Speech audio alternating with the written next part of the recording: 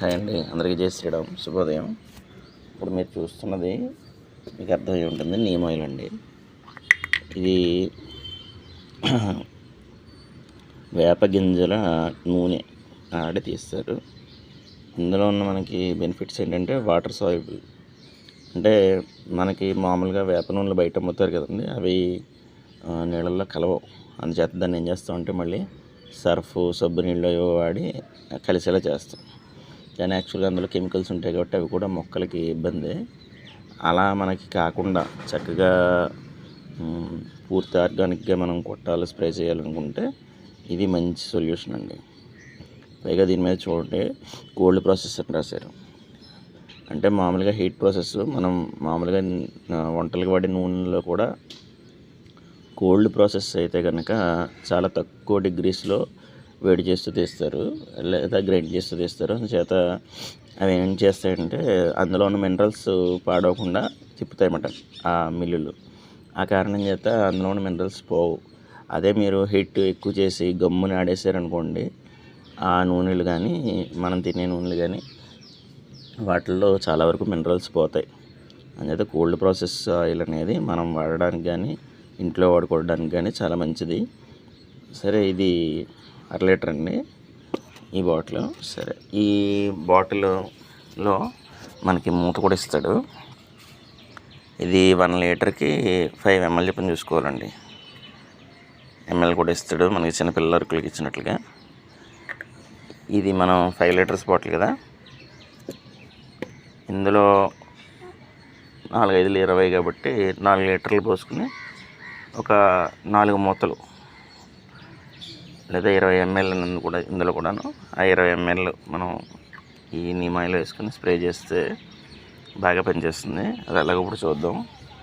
ముందుగా స్లోగా డస్ట్ రాకుండా చూసుకోవాలి వాటర్లో, మళ్ళీ స్ప్రే అడ్డుకుపోతుంది కాబట్టి నిండా పోసుకుని 4 లీటర్ల క్వాంటిటీ అనుకుంటున్నాం కాబట్టి 4 లీటర్లు పోసుకుంటాం.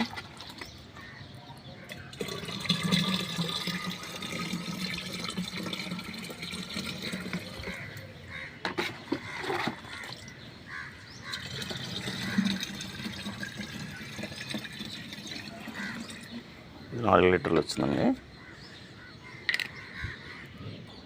మీకు ఈ ఆయిల్ ఎలా నీళ్ళలో కలిసిపోతుంది చూడండి, చూసారా?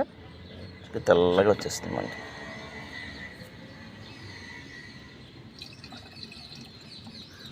చాలా ఈజీగా నీళ్ళలో కలిసిపోయి నీమ్ ఆయిల్ ఇది.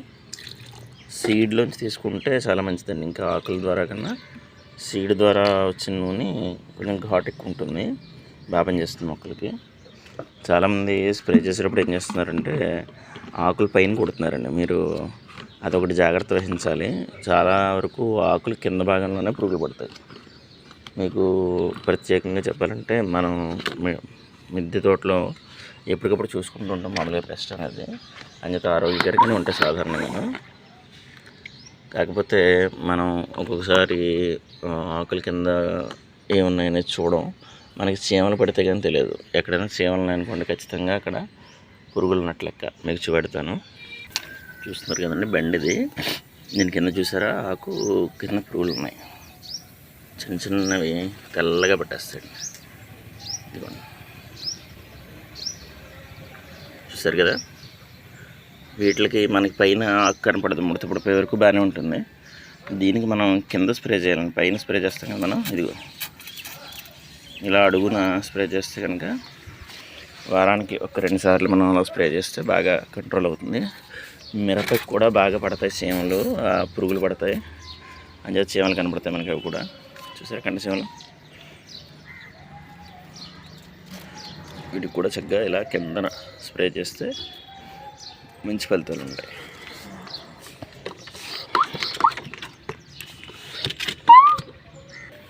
వంగ టమాటాలలో కూడా బాగా ఫస్ట్ వస్తుంది. మనం రాకుండానే ముందుగా ఇలా స్ప్రే చేసేసుకుంటే బాగా పనిచేస్తుంది. మీకు టమాటాలలో కూడా బాగా పెస్ట్ ఉంటుంది. మీకు తెల్లబంక ఎక్కువ పడుతుంది దీనికి కూడా మంచి స్ప్రే బాగా పనిచేస్తుంది. మీరు చూడండి, ఆరోగ్యకరంగా మనకు వంకాయలు రావాలంటే చక్కగా ఫర్టిలైజర్స్, పెస్టిసైడ్స్ ఇవి రెండు కూడా మనం బాగా వాడుతుంటే చక్కగా ఆరోగ్యంగా వంకాయలు వస్తాయి.